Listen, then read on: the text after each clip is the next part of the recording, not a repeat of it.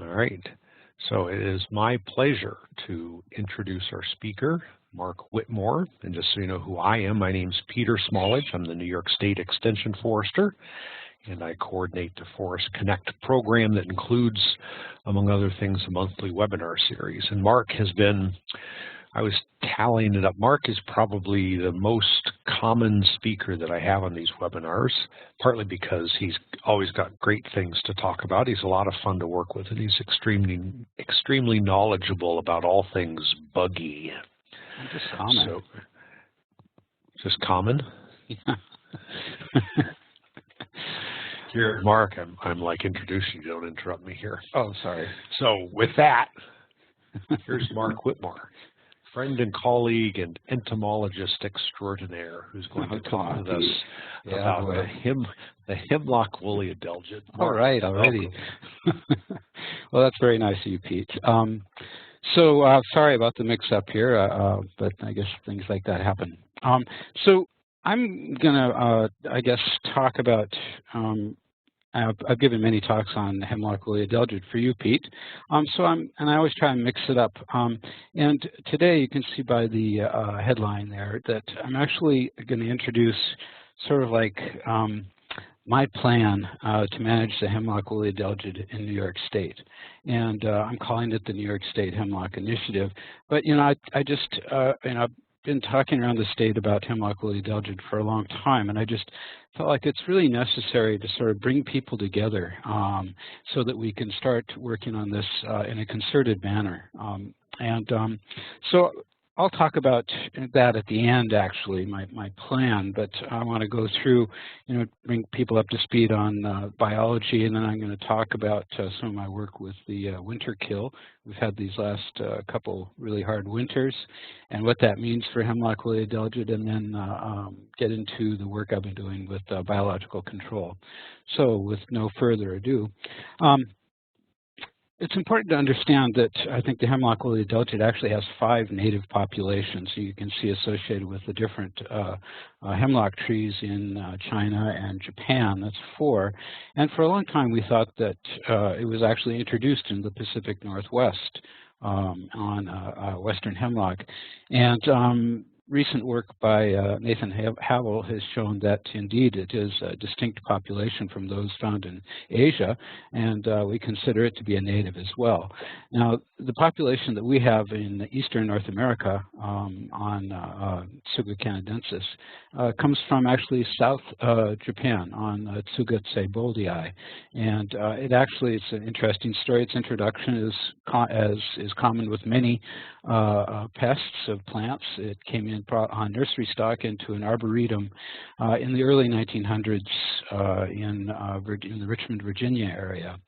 And since that time, it has spread actually quite rapidly in my mind. It sort of lagged around for a bit, and then in the mid-50s, we found it was a problem. And from that point, it's covered a great distance. So all the way up here to New York and all the way down to Georgia. And you see, I think I have that slide in here somewhere. Yes, I do. So the host trees in North America basically are eastern hemlock and Carolina hemlock on the East Coast. And as I mentioned, in the native area, western hemlock is the main host. Mountain hemlock has been reported as a host, but I frankly have never seen it, and I've talked to a bunch of colleagues that have never seen it on mountain hemlock. So if anybody does find it on mountain hemlock, please let me know. It's something that I'm sort of curious about because it's a very distinct, very different hemlock from western hemlock. So what's going on here? Oh, there we go. Okay. So the life cycle, I'll cover it briefly. It has actually 2 host trees, spruce and hemlock. We call spruce the primary host because that's where sex occurs, and the secondary host is hemlock. Now, there are a lot of adelgids. They all seem to have spruce as the primary host, and they have different conifers as the secondary host.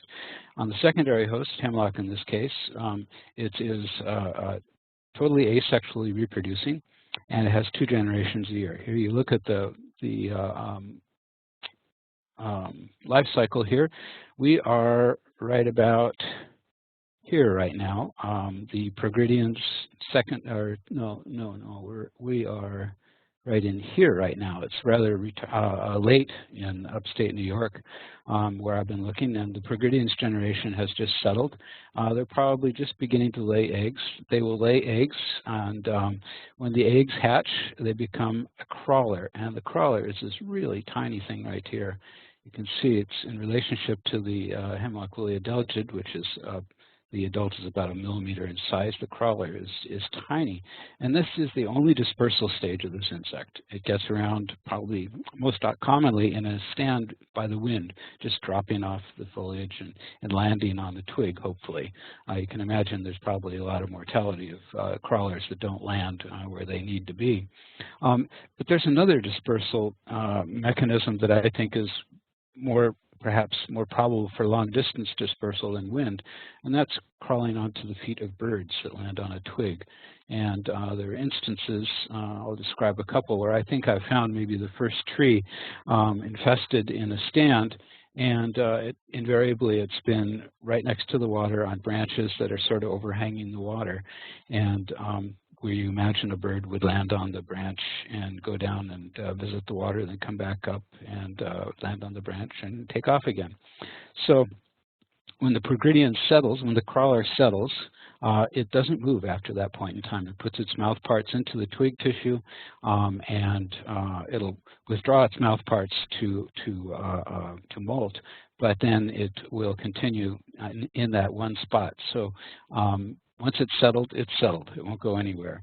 In the summertime, it enters a state of estivation where it's this little black dot like that. It's very tiny, hard to see, and that's why I have young people working with me. They find it easier to notice. But anyway, it's quite a good strategy in the summertime to look like that, very small, because you don't look very delicious to the predators, and there's a lot of predators out in the summertime. So in the fall, around in October and November, it begins to develop, and then around probably February, it begins to look like this, March, and as it warms up, they begin to grow faster, but they do grow throughout the year, throughout the winter. And whenever the temperatures get above freezing on a tree, they will continue to develop. So the Sistens generation lays its eggs in March, and the eggs hatch, turn into the Progrediens generation. So 2 generations a year, and they're all females. And here's the crawler right here. You can see the crawler, nice tiny thing. They're actually really fast. If you get them under the dissecting scope, they scoot right along. And here it is, once again, in relationship to the adults. And this is the oversummering stage. So one of the misconceptions about detection for Hemlock woolly adelgid I want to dispel right now is that you can only find them in the wintertime when they're nice and fluffy like this. And that's really not the case. That fluffy stuff gets washed off the foliage, but it still hangs around in a stand. And so I wouldn't restrict my detection to just the wintertime. I find it just as easy to find during the summertime, and especially if you look at the bark on the dark bark on a tree after it's gotten wet from rain. You can see these little wisps of white wool on the bark of the tree very, very readily. So there's the adult. It's a very photogenic insect, as you can see. See these little pores on the dorsal surface. This is where the waxy wool is produced by the insect as it's developing.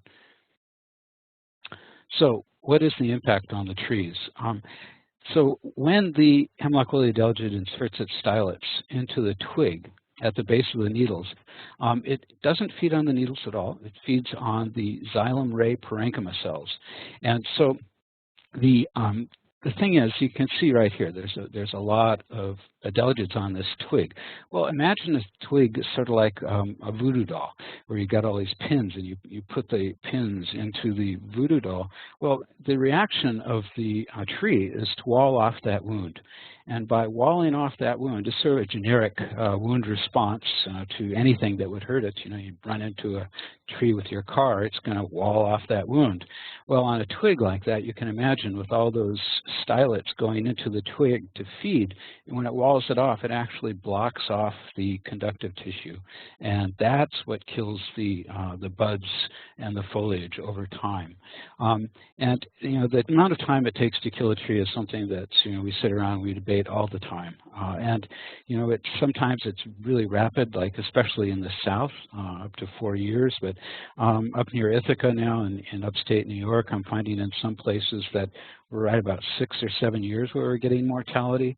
And in other areas like Winnewaska State Park in the Hudson Valley here, or in Amherst, where my friend Joe Elkington lives, I mean, I've seen trees that have been infested for 20 years. Now, they don't look very good, but there's something about those trees that allows them to persist. And, you know, there's really a lot that we don't understand about the insect or the tree. And with aphids, with adelgids as it is with aphids, the interaction with the host is really, really an important thing to understand. So what's the problem? It's very simple. They're all females, asexual reproduction. You know, all you need is one individual, female, to start a whole new population. And then if you consider the reproductive potential of this insect, it's huge. You know, some people have reported up to 200 eggs per female, but really it's probably closer to maybe 100 or even less, 2 generations a year. So I think a reasonable estimate might be 5,000 potential progeny from one female in a year, and that's really huge. So you see a tree that's just filled with those white dots of adelgids on that tree, and just the computer in your mind goes berserk trying to calculate the number of progeny that are being produced. Now the problem, there's no natural enemies in the eastern United States, so that's what we're doing. We're trying to put natural enemies into the system. And there is no documented resistance. Now there's quite an effort going on.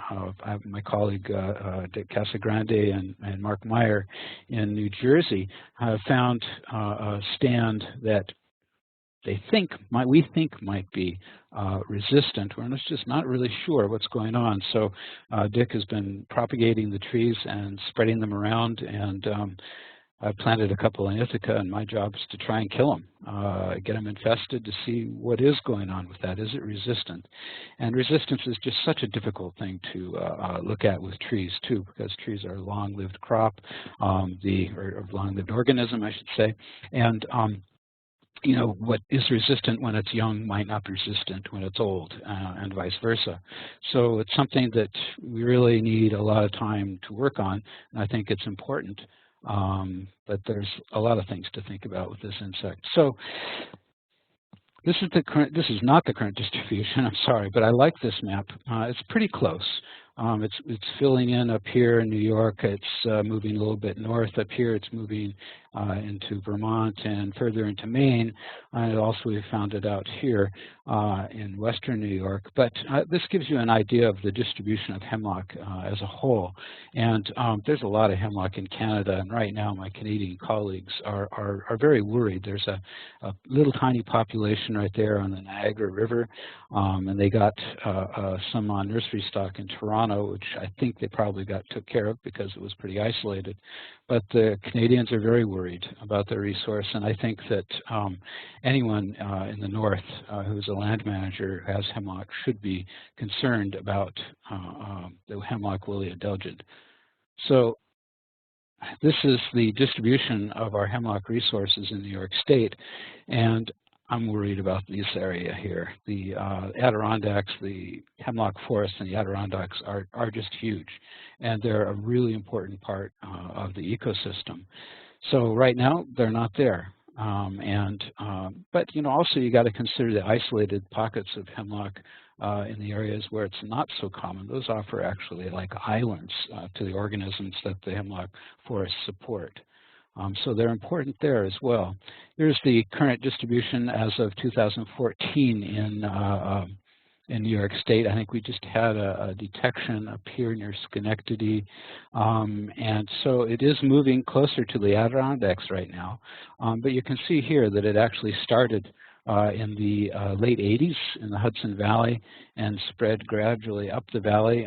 And right now in the Catskills, I'm beginning to see a lot of mortality show up, where the hemlocks really were just hanging on for a long time, like in Minnewaska Park for a long time. And now they're finally succumbing. And I'm concerned. This is growing. It's spread rapidly in the Finger Lakes area since we first detected it there in 2008. You can see it's spread quite a bit, and it's been actually, these are quite, as of late, the spread has been quite immense. Where is this? Come on. There we go. So the ecological impact, I think it's also important for people to think about hemlocks. Timber value of hemlock isn't that great, but there's something about hemlock that is really special. It's like to me, it's like a warm and fuzzy tree. It makes me happy. I know that sounds sort of goofy, but actually, there's a lot of people that feel that way. I was out in Las Vegas, and there was a young man I met, and he we were talking about things, and turns out he was from Cornell, and without any prompting on my part, he said, "Oh, I love Ithaca area. I just love those hemlock trees." And so, but the ecological impact is really important to consider in sort of an academic way, because what we do is we consider hemlock, it's just a foundation species, ecologically speaking, where they sort of they occupy the base of the food web. They create a habitat that's critical to the species that depend on that particular habitat. The acidic soils, the shade in the winter time, especially so, in the shade over the streams. It's like the problem is that it's so common that we sort of take it for granted. You're driving into the Adirondack Mountains, you just sort of like shrug your shoulders. Oh, another hemlock. It's just out there. But and it's important to consider that might not be the case. If you go down south into the Great Smoky Mountain National Park right now, boy, it's just a sobering experience seeing all those dead trees. And you look at the ecological impacts of water resources. They provide a buffer for nutrient inputs, moderate water temperatures for trout, important. So they stabilize shallow soils and provide shelter for animals and plants, especially important in winter, and critical habitat for migrating neotropical birds. And also, when they die, what's going to come in? Black birch is something that commonly comes into hemlock stands in the Northeast, but also we have invasive species. So the ecological impacts to losing hemlock are huge, beyond the fact that I just can't, I don't know what I would do without hemlocks around this area. So when we consider our options, natural control of insect populations in the area where hemlock woolly adelgid is native. There's host tree resistance. We don't really understand exactly what's going on with that. But there's also abiotic factors like temperature, humidity, and hemlock woolly adelgid has been shown to be quite heavily impacted by low temperatures, and I'm going to get into that. But then there's also biological control. Predators, there are no parasitoids, not parasites. For some reason, adelgids don't have those hymenopteran, those little wasps, the parasitoids that are so common on aphids. But the predator complex is quite rich. In the Pacific Northwest, there's over 20 species that have been found feeding on hemlock woolly adelgid. And the interesting thing is that observations by myself and colleagues really points to the hemlock woolly adelgid system in the Pacific Northwest being, it acts like a predator-driven system where you get local flare-ups of hemlock woolly adelgid and then they calm down again. And so it's not like one tree is always infested and another tree is rarely infested. It doesn't show that typical resistance-driven population fluctuations. So I think biological control is really important for the hemlock woolly adelgid. And then, of course, with natural control, basically everything, it's an additive effect. You get so much from abiotic factors, so much mortality from abiotics, so much from biological control, and it all adds up. And with the hemlock woolly adelgid, with the being all females and such a high reproductive potential, you actually need a great deal of control, like over 99% control, in order to keep the population in a static state. So let's talk about the cold weather. This has been a really important thing, and I think it's an important topic to understand thoroughly, because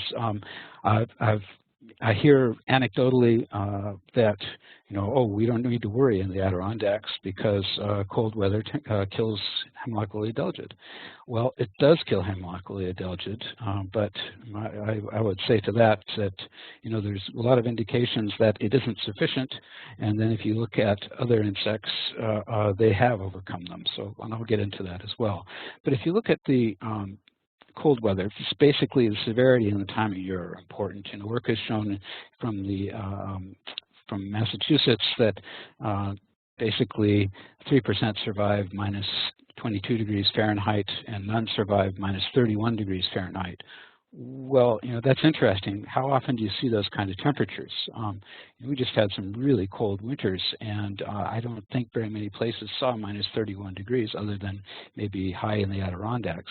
But that lets out the fact that if you look at the populations, remember, all you need is one to survive, and the tolerance of low temperatures has been demonstrated to be a genetically linked trait. So you have one survive, and all of a sudden, boom, you got a whole population that is tolerant to cold temperatures.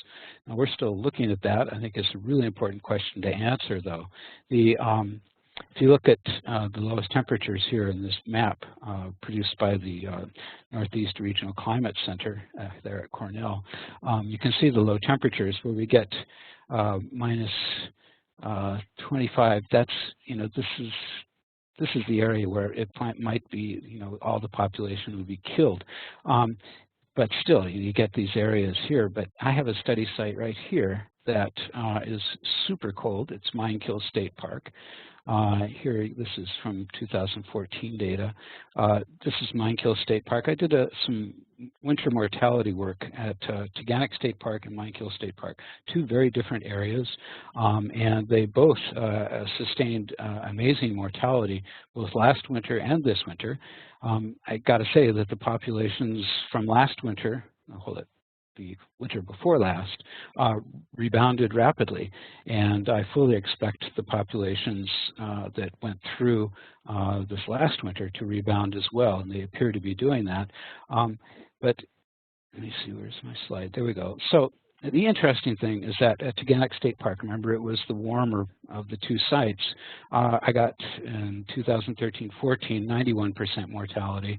But when you look at Mine Kill State Park at the lowest temperature, minus 24 now, I think in the forest this is a lot different. This is a forest temperature where I had instruments right on the tree, whereas this is from a temperature instrument at an office nearby the park, and I think they get much lower temperatures out in the open than they do in the forest. The trees really do moderate the temperatures dramatically, but be that as it may, the temperature was definitely colder than the -8, and the mortality was lower than at the coldest site. So this indicates that the populations are likely to be adapting to colder temperatures. We really need to nail that down to really, I think, make rational decisions about the hemlock woolly adelgid and how we're going to respond. But then I got to bring up the example of the balsam woolly adelgid, another adelgid. This time with this adelgid, the secondary host is true firs.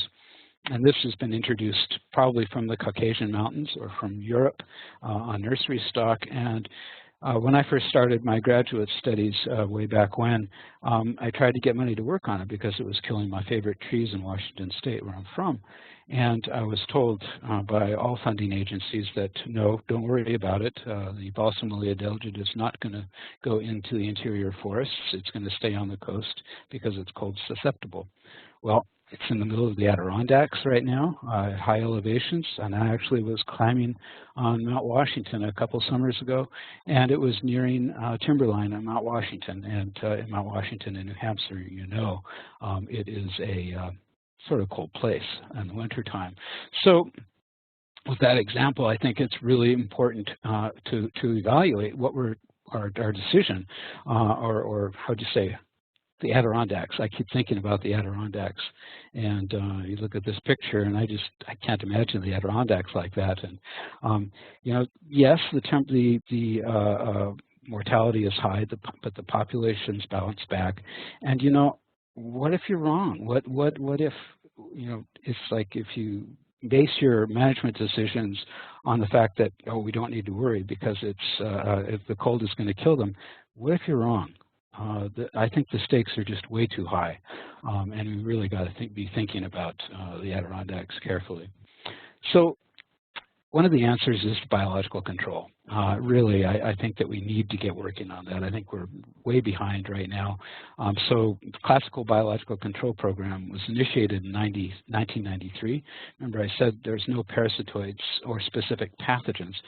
The work has focused basically on coccinellids and Derodontids. Coccinellids are ladybird beetles from Eastern Asia and the Pacific Northwest.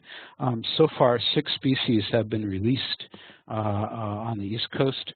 Oh, no, that's wrong. There's more now. Sorry about that. But only 2 have been released so far in New York State. Oh, now it's 3. I'll update you on that. I just yesterday released some. So, clicker, there we go. So Sasatchi skimnus tsugi, this coccinellid beetle, was really the first one to be reared and released in the East Coast. It was first released in 1995. It's very easy to rear in the lab, and they're released, 2,000 per release is huge. They've released millions of them, and I don't really know the exact number. They've released a lot, and unfortunately, though, the recoveries have been minimal, and those that were released in the Hudson Valley, we have yet to recover any from those releases. So our focus is moving away from this insect and is looking at Laricobius nigrinus. This is a Derodontid beetle. There are a number. I'm in somebody's office and their phone is ringing. Sorry. So basically, it's native to the Pacific Northwest. There are many species throughout the northern hemisphere, and they all feed on the delegids. They have very good synchrony with Hemlock woolly delegid. The adults feed on the developing cystins starting in the wintertime. They emerge from pupation in the soil, and they come up. They start feeding on them through the winter. They avoid cold by hiding, which is different from the Hemlock woolly delegid, which is sort of stuck out there on the branch. The Laricobius can go find a crack, or they can jam themselves into a cone or something. Oh, and I got to say, the heavy mortality that I got in the winter, this last winter, was really interesting to me, because when we got like 99% mortality on a tree, invariably that one that was still alive was like tucked underneath a little bud scale. It was very interesting to see the effect of its position on the stem in relationship to its susceptibility to the cold temperatures. But anyway, so Laricobius nigrinus comes from the Pacific Northwest. We've been collecting it for a long time. It's been released on the East Coast since 2003 in 16 states. And for the problem with biological controls is considering the number of Hemlock woolly delegids that are out there now, which if you look at a tree that's full of those white dots, the word bazillion comes to mind. And when you only release a few of these predators, it's an uphill battle to build the populations to the point where they actually can show some impact.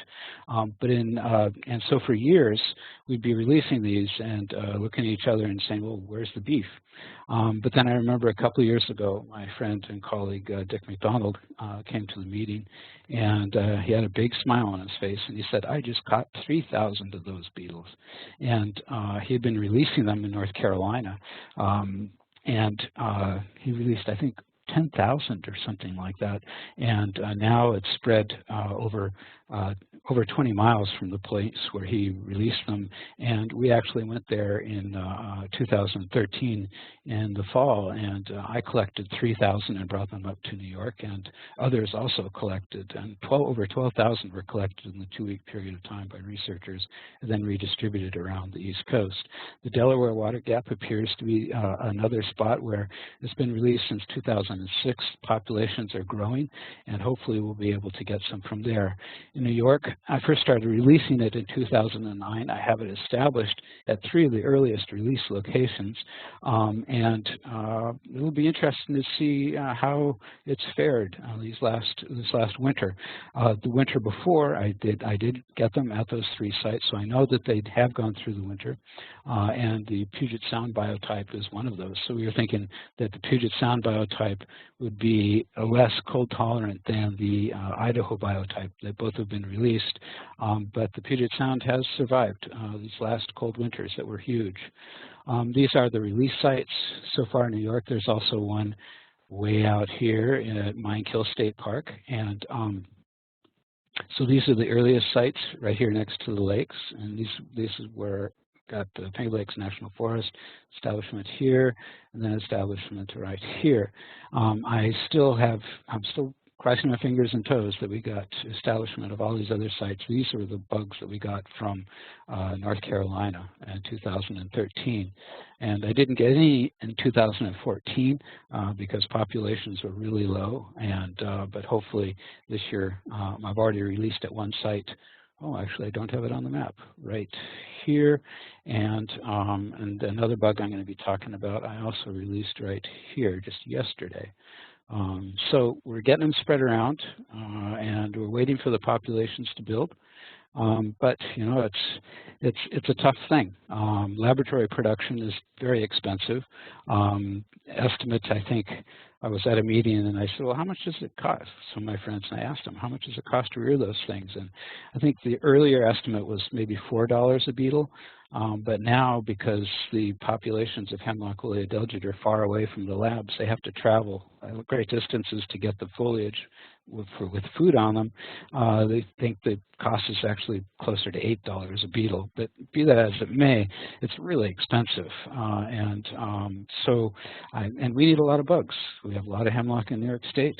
And so I think that the answer is going to be going to releases of wild collected bugs in Puget Sound and Idaho, and also to develop a system of what I'm calling field insectaries. And I currently have funding from the Forest Service to work on this concept. And you see this hedge right here. This is in North Carolina. I went back to this hedge every day for a week, and every time I went to that hedge, I collected 200 predators. It was astounding, the production on this hedge, and and I think that the important part of this also is it's easy to collect on a hedge. You know, you got a big tree, you can't really get up to the top of the tree where a lot of the bugs are usually. But when you got a hedge, it's all easily reached. You can just go down the hedge and collect the bugs. So what I did in Ithaca was create a hedge with these trees that actually were unsalable by one of the nursery guys around because they were too big and they were multiple stemmed. So we dug them up and put them in a hedge here in Ithaca. So I'm busy trimming them up, and I'm going to be working on this. But I think the thing is that we got to do this around the state. And indeed, on Skaneateles Lake, I was giving this talk, and somebody said, "Well, I got a hedge. Why don't you use that?" And I said, "Is it infested?" And they said, "You bet." And so that's actually where I released Aracobius. And so, we'll be going back there and looking at establishment. And I think that what we need in New York State is like a network of these across the state so that we can actually have the predators, rather than release them into the wild stand, concentrate them here so we can go back and easily collect and then spread them out from that point. So I'm going to be working on trying to figure out what works best for the hedges. So here's another insect that we've been looking at, another Laricobius species. This one is from Japan. My colleagues down in Virginia, Scott Salem and others, really think that this one might actually be even more aggressive than Laricobius nigrinus from the Pacific Northwest. And they've been releasing it as good synchrony, as does Laricobius nigrinus. And they started releasing it in 2012. And they're all lab-reared insects right now. And so they've released it at over 20 sites so far. And they do have establishment, but the mortality over these past 2 winters has been pretty severe down there as well as up here in New York State, and so actually finding them is not as easy. And the questions of how are these predators going to be responding to the low populations is something that yes has to be addressed. So what's another one? This is another one that we've been working with. We just started working with this year, and this is an insect, a fly, a Chamaemeid fly, and also from the Pacific Northwest, and this is an insect that I just released yesterday up on Skaneateles Lake. And the interesting thing, actually, I forgot to mention this earlier, was that on Skaneateles Lake, it actually had the best survival of hemlock woolly adelgids pretty much in all of New York. And so, at least that I've been able to find, it was interesting. So I was thinking about that, and it was right next to the water that it's actually the best survival. And I was thinking, right, water. No, that works, okay? So water, it kept it warmer, and then I got to thinking, wait, Skaneateles Lake froze over for the first time. I mean, it doesn't usually freeze over, but this winter, and the last winter, it froze over. The interesting thing is that it froze over after the first cold spout. First cold snap, and so that first cold snap was in the middle of January. And so apparently, and that's when I got the most of my mortality at my sites, was that first cold snap. So it wasn't frozen on the lake during that first cold snap, and that's, I think, they got great survival. But as the winter progressed and the hemlock woolly adelgid became more acclimated to the cold weather, the populations still were not impacted by the cold weather, even though it was just as cold as it was before. So that that's the first indication that that first part of January is actually a really important part to look at when you're thinking about the development of cold tolerance in a population over a winter. But anyway, so Leucopus argenticalis and Pinniperta, actually 2 species from the Pacific Northwest, very difficult to tell apart.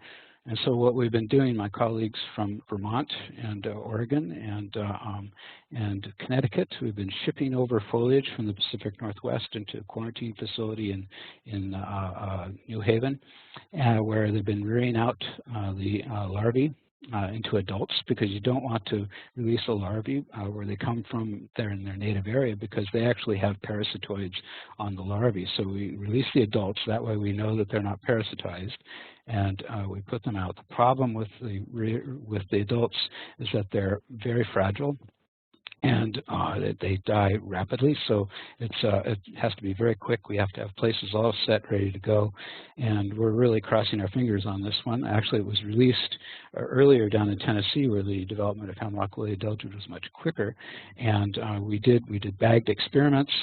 Oh yes, I have pictures of that too, I think, here. Yes.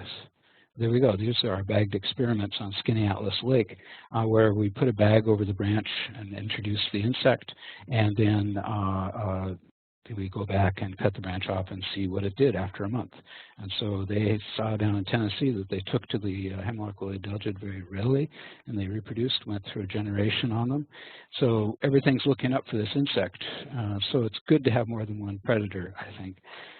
So this is another one, Scymnus coniferum. This one comes from the Pacific Northwest. Also, this is a ladybird beetle.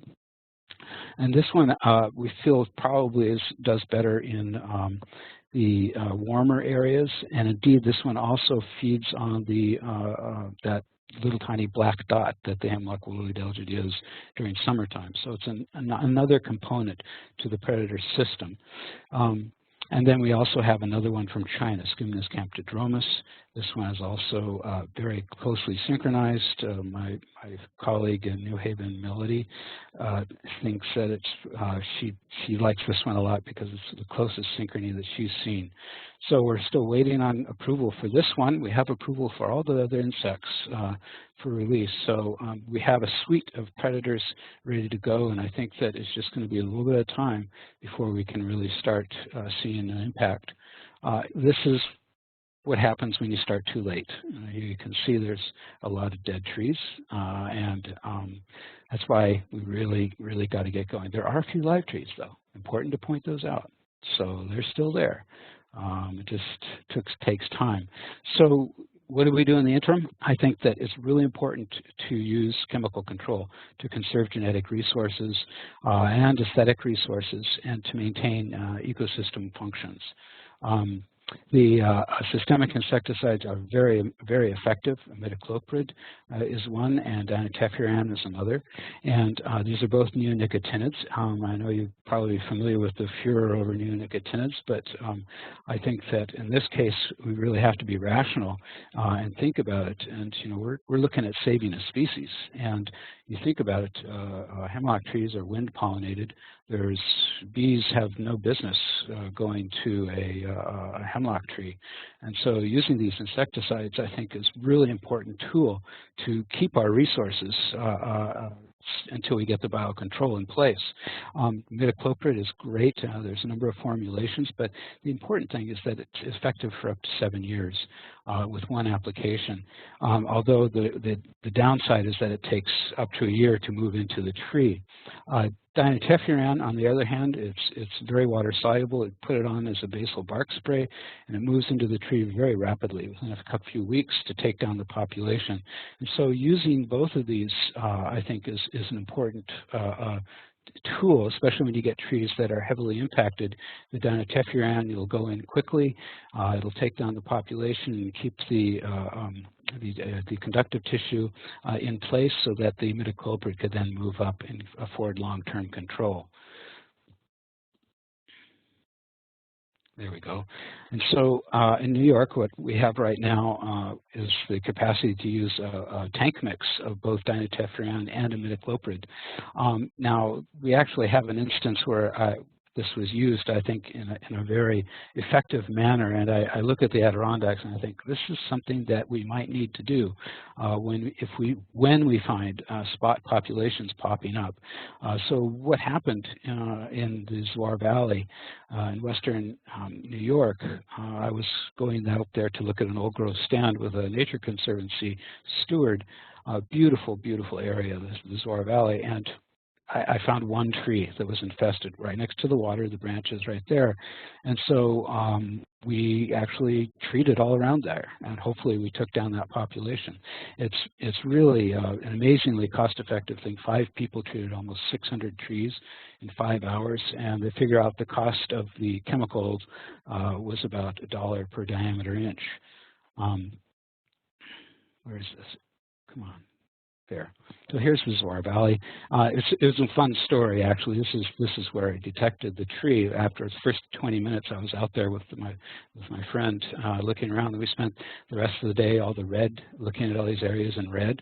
And then 2 weeks later, we went back with a much larger crew, and we looked very extensively at a lot more areas, and we could still find just this one infestation. So we decided, let's treat it with a buffer around it. So hopefully we've knocked down the population and forestalling the development of hemlock woolly adelgid in this incredibly valuable area. So this is the branch right here where I found it, and there was just a few little populations up here, and so it was really a remarkable find. And so this is where we treated. Here's the tree that I found, and then the people that were treating this area, they finished so rapidly.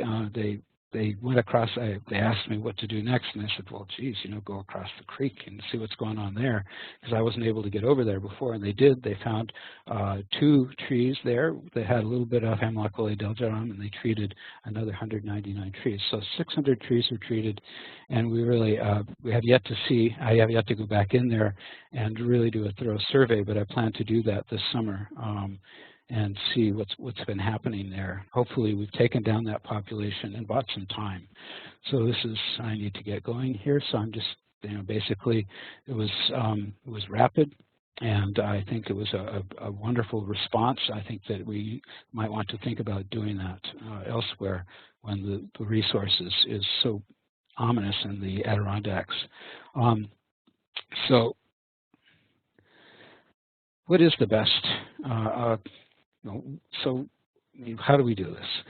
Insecticide treatments, I think, are really important. They're effective, they're inexpensive, and they're really important, I think, to slow the spread. We're using insecticides in the state parks to conserve the aesthetic resources, and I've released biocontrol in those parks. I think that as long as we don't treat all the trees, there'll be populations around for the predators to feed on.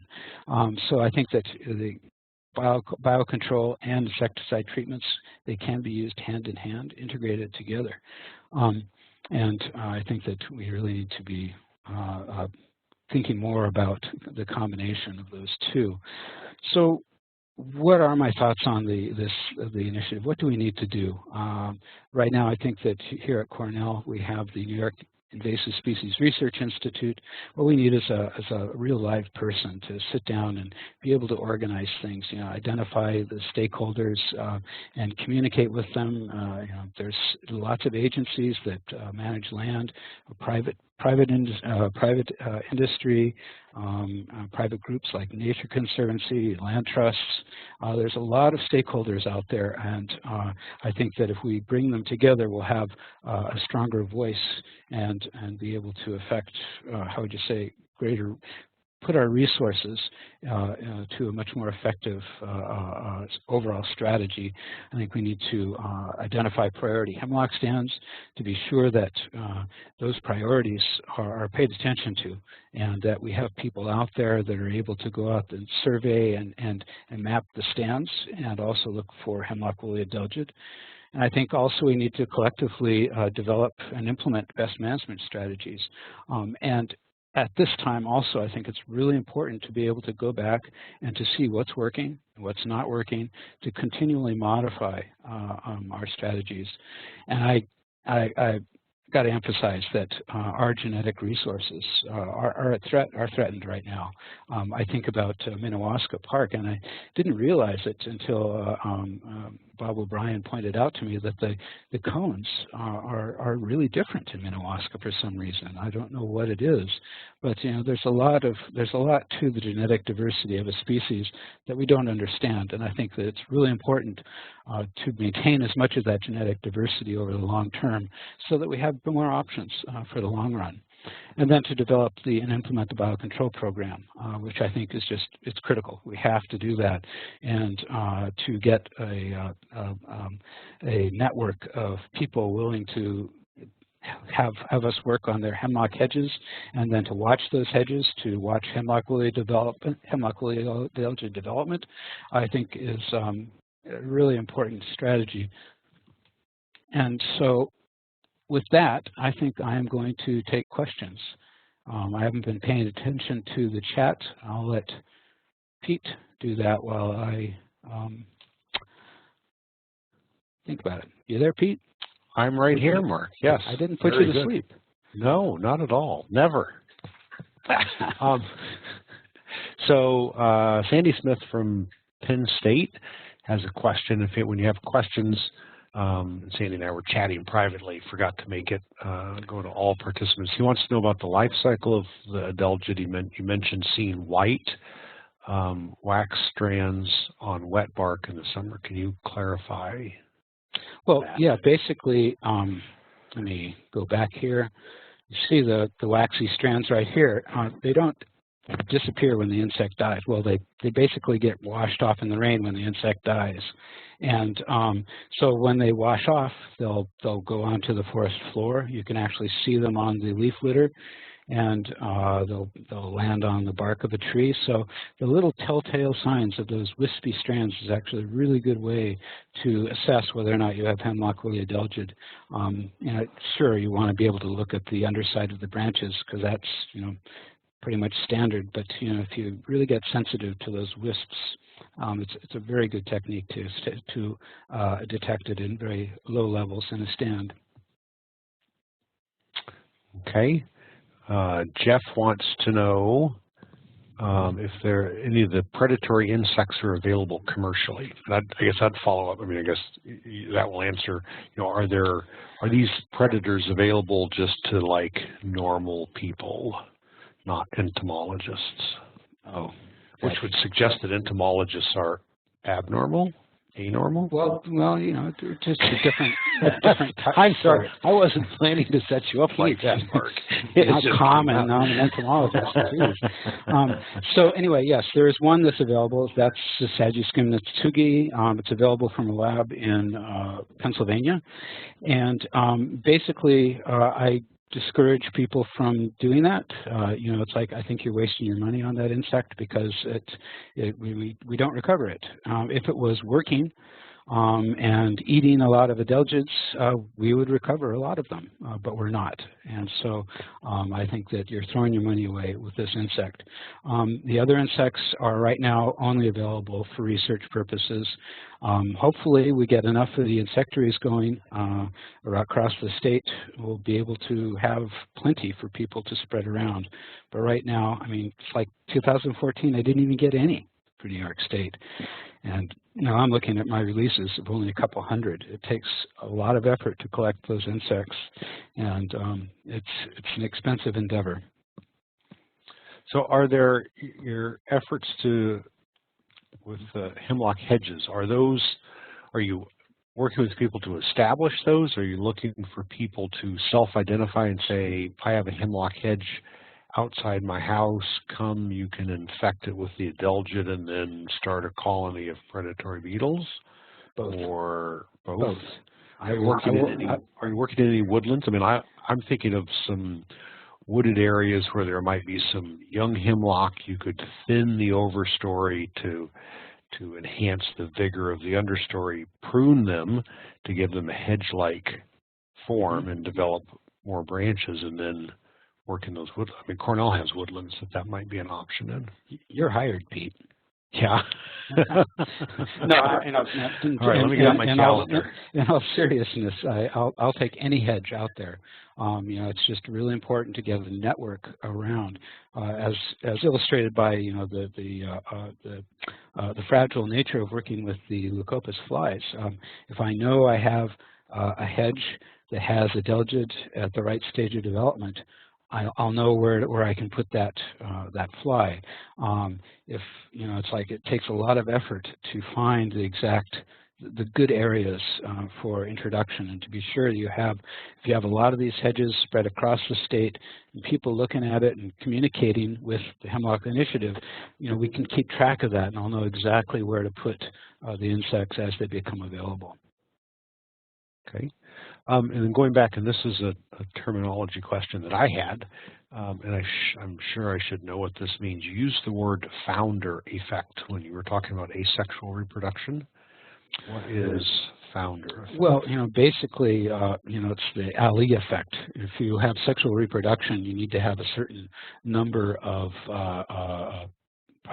individuals out there in order to successfully find each other and mate and reproduce. And so if you have an asexual organism, all you need is one. Whereas with other organisms that are sexual, you need a critical mass to get a population established. Okay. All right. So, and I should have been clear with the participants. This is the question and answer phase. So if there are questions, please chime in, send them into the chat box. send them to all participants. And for those of you who are wondering about as we're waiting for the questions to come in, for those of you who are wondering about continuing education credits, when you register, you are required to select an option for whatever your category of continuing ed, whether it's other or licensed forester or something. So you will all be receiving notification about those continuing ed credits. And I need to modify that form, I realize, to indicate that there are the option for none requested. So any questions for Mark? I guess I wasn't controversial enough, Pete. I don't know about that. All right, so Doreen wants to know, are you seeing the questions? No, I'm not seeing any questions. Okay. So Doreen wants to know about if there's a way to work with mycorrhizal fungi to increase the immunity of the hemlocks. You know, that sounds like something that should be looked at. My gut feeling is that the immunity of the trees is not as important to the regulation of hemlock woolly adelgid populations as are the predators. But I think anytime you have an insect pest on a tree, the tree health is a very important aspect of the interaction. And yes, mycorrhizal fungi are huge to conifer health, and I think it's always good to know more about that. And the diversity of mycorrhizae as they change across the landscape too. I mean, it's a big issue. Okay. John is asking about the exit survey. So I have this set up now so that when you leave the webinar, you automatically, the exit survey automatically opens on your screen. So you'll be able to find that directly. So what are there community-based efforts? I'm thinking about, you were talking about the need to collect more of these predatory insects and get them distributed. You're always on the go. What are the broader kind of like community initiatives or 4-H clubs or master gardeners or master forest owners, or just, you know, what are some strategies to further advance that? No, that's really good. Well, you know, first of all, of course, I think that we need the organizational structure to sort of hold everything together. And you know, I've been doing it all by myself, and it's sort of getting burned out. You know, often I'm traveling around the state. But you know, it's interesting that you mentioned that, because you know, it's like, you know, there's so many different organizations out there that have a stake in this. You know, I'm thinking the Cayuga Trails Club. You know, they're out there, and you know, they're great detectors. Then I got the Lake Association, Skaneateles Lake homeowners. They're all over this. I mean, they're just it's really cool seeing their enthusiasm, as well as the Canandaigua Lake Watershed Association. So I mean, these are stakeholders. They love their hemlock trees, and they're actually being proactive. The city of Syracuse, for instance, has been very supportive. They actually put in these huge trees for their own hemlock hedges.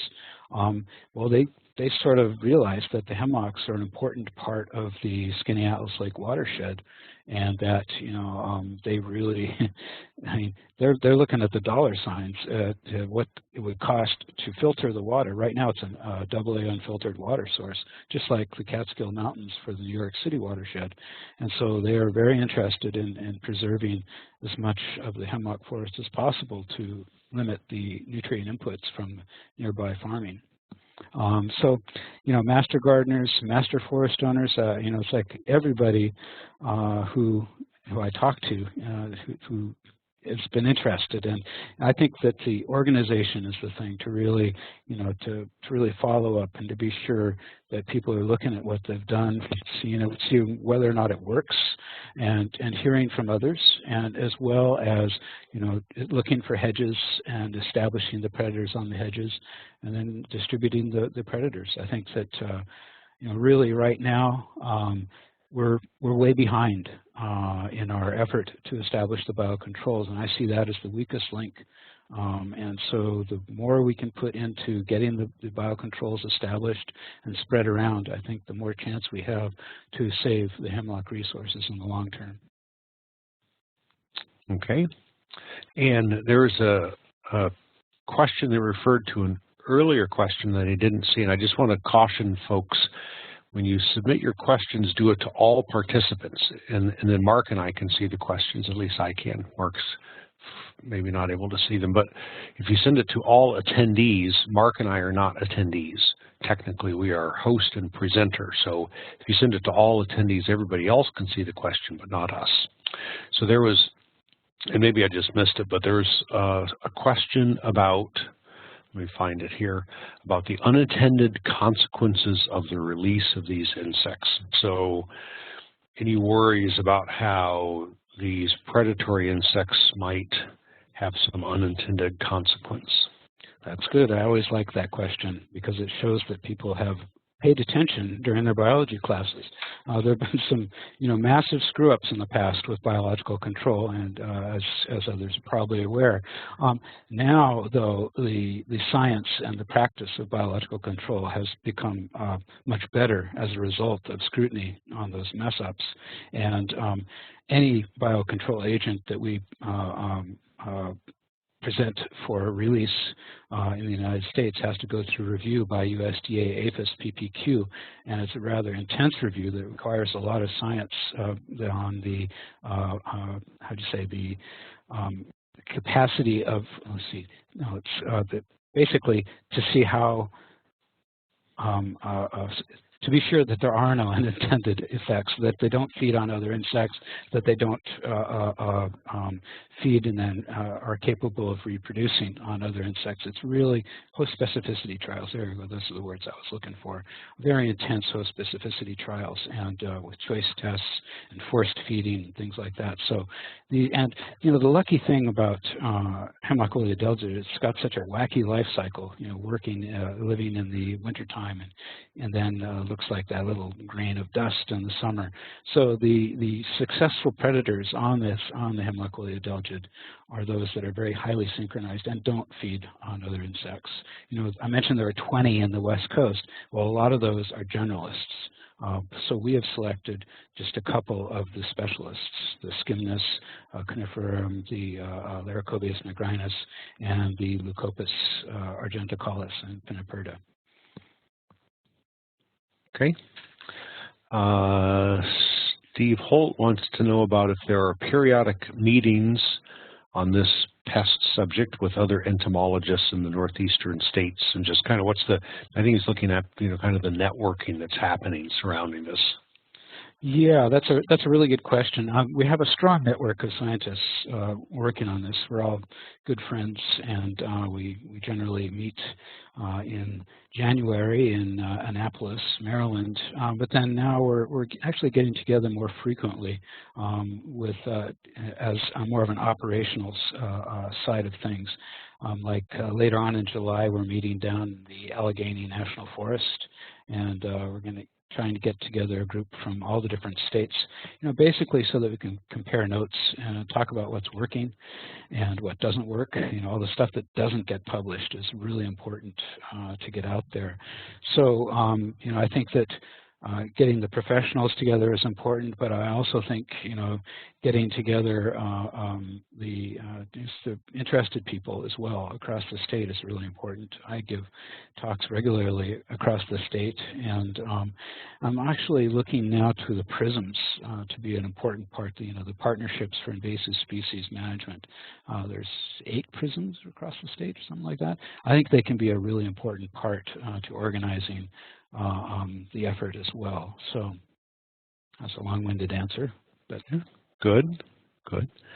And Jeff's wondering if maybe you've reached out to arborist groups, like there's a New York State Arborists Association, as a way to locate hemlock hedges. Since most of these are going to be on homeowner properties, they might know about homeowners that they've worked with that have hemlock hedges. Well, yeah, I work with a lot of arborists. They're friends, especially through my work on emerald ash borer, and I've given talks at the annual meeting of the ISA, but I haven't really talked to them directly about the Hemlock Initiative and my development of hemlock hedges for biocontrol. But that's a good suggestion. I appreciate it, and I'll try and get on the agenda. Okay. Let's see. Okay, Anne says thanks for the information. They're going to use that with a group she's working with in Vermont. Susan wants to know some of the details about the insecticides, specifically imidacloprid, the formula ratio for bringing together imidacloprid and mixing imidacloprid and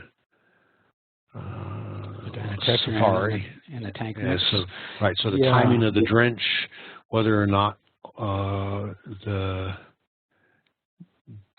Safari is a restricted use or publicly accessible. Yeah, Safari actually was illegal in New York State until I got it approved for hemlock woolly adelgid a few years ago. It is restricted use only, so the imidacloprid, I basically don't have enough time to really get into that. I would like to point you, though, to a publication that's available on our website, nyis.info. In the hemlock woolly adelgid section, there's nyis.info. On the use of insecticides to treat hemlock woolly adelgid in New York State, I did a two-pager on how to use imidacloprid and dinotefuran in a tank mix as a basal bark spray. Okay. As well as discussing other formulations. Cortec tablets are really good also because you don't need to mix them with water. It's imidacloprid. It's a time release over a 2-year period of time. And that's actually what they're using in the Great Smoky Mountain National Park right now. They have a lot of volunteers go out with backpacks, workers with backpacks full of these tablets. And all you need is a bulb planter. And you put in 2 or 3 tablets per diameter inch of the tree, and you're on your way. But that is imidacloprid only. It takes a while to get into the tree. It takes up to a year or so. So you can't use that especially on big trees that are heavily infested. The time it takes for the imidacloprid to get into the tree is oftentimes the tipping point for the tree to be able to get the imidacloprid up. And so it's really important in those instances to use the dinotefuran or the Safari. That also wouldn't work in New York because in order to use any kind of a registered herbicide, or I'm sorry, insecticide, you have to be a certified applicator. So that's right. New York has very different pesticide regulations than most other states. So we'll call it the last question here from Sandy Smith. He wants to know if there are many predators on the West Coast, if that's because they've always been there or if it's because they've been released in the past. No, these predators, it's because it's a native insect out there, and they've had time to develop over the millennia through their coexistence. I don't think there's been any releases there for hemlock woolly adelgid. There have been releases of similar species for the balsam woolly adelgid, but if anybody's familiar with the balsam woolly adelgid, it's doing just fine out there. The biological controls really haven't taken. That's sort of an interesting question in my mind. It's why not? But that's a whole nother lecture. That's balsam woolly adelgid. Okay, and then Steve Holt sent you, it looks like a private comment about some work he did in the 70s with the spruce budworm and his supervisor, Dave Struble. Maybe you may know Dave. Oh, yeah, I've met Dave, sure. Cool. Okay, well, with that, I'm going to call this noon hour session to a close. I want to thank Mark very much. He's made a great effort to get connected, and we appreciate that. Mark, Sorry were about you that, going Pete. No, that was fine. Everything worked. This has worked out wonderfully. It was a great connection. So, and I'm glad you had that spot. Are you going to maybe give me a call and we can just talk about how it's going to work at 7 o'clock tonight, if you would. So, okay. All right. Thank you all very much. Enjoy your afternoon. Thank you, Pete. Thank you, everybody. Yep.